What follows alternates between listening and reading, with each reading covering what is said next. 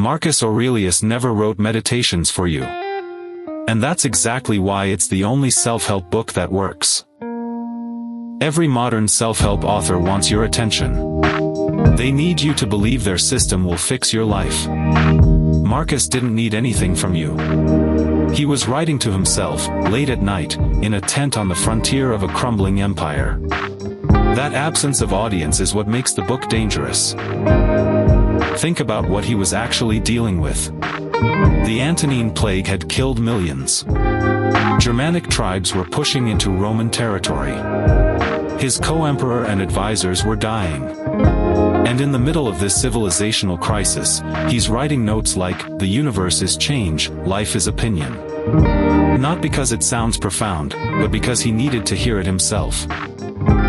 When you read most self-help books, you can feel the author performing. They're selling you a vision of yourself that's just out of reach. Buy the course. Follow the steps. Marcus had no steps to sell.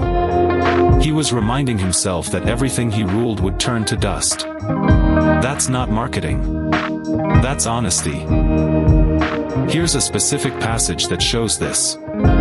Book 4, Entry 48. Marcus writes, "Think of yourself as dead. You have lived your life. Now take what's left and live it properly." He's not coaching you through a career pivot.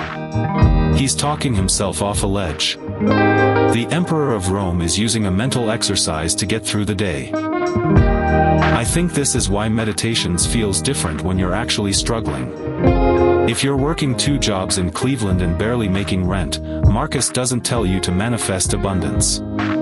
He tells you that you don't control whether you get promoted or fired. You control whether you stay decent while it happens. Let's make this concrete. Say your manager takes credit for your work. Again.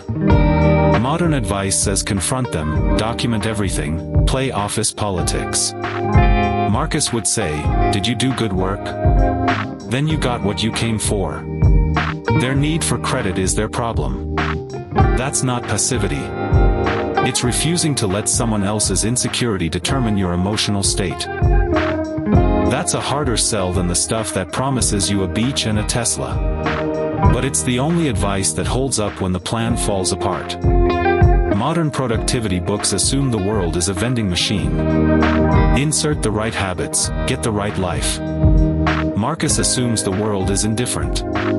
And he's still telling you to show up. There's a passage where Marcus reminds himself that he'll encounter liars, cheats, and ingrates today.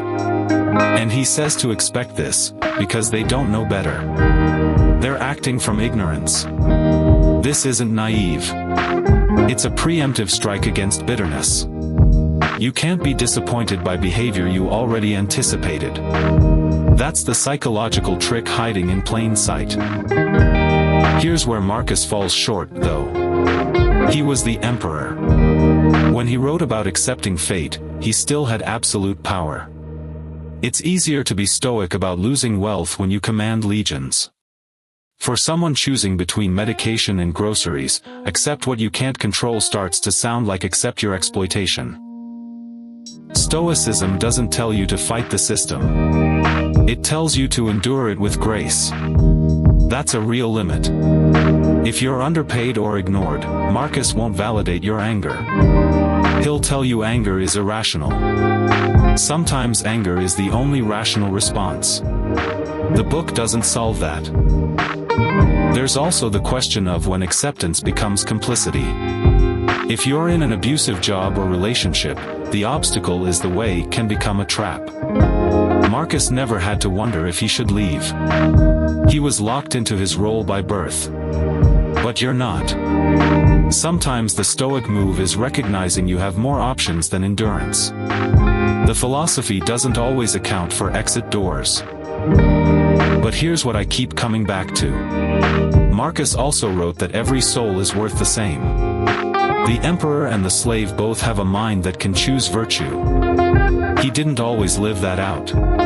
But the idea itself is subversive. If your worth isn't tied to your salary or status, then losing them doesn't unmake you. Consider what this means in practice. You get rejected from something you wanted badly. A relationship, a job, a opportunity. The Stoic question isn't, how do I cope with this loss? It's, was I less worthy before I applied, when I didn't even have the chance to be rejected? Obviously not. So the rejection didn't change your value. It just revealed information. That reframe is everything. That's the real reason the book still works. It wasn't written to sell you a better version of yourself. It was written by someone trying to stay human under impossible pressure. And because it was never meant for you, it can't lie to you. It just sits there, quiet and difficult, waiting for the moment you need it. So here's the question. If Marcus were alive today, scrolling through productivity podcasts and morning routine videos, what would he write in his journal? Maybe the same thing he wrote 2,000 years ago. You're going to die. Nothing you build will last. So be kind anyway. If that lands differently for you, let me know in the comments. And if you want more ideas that refuse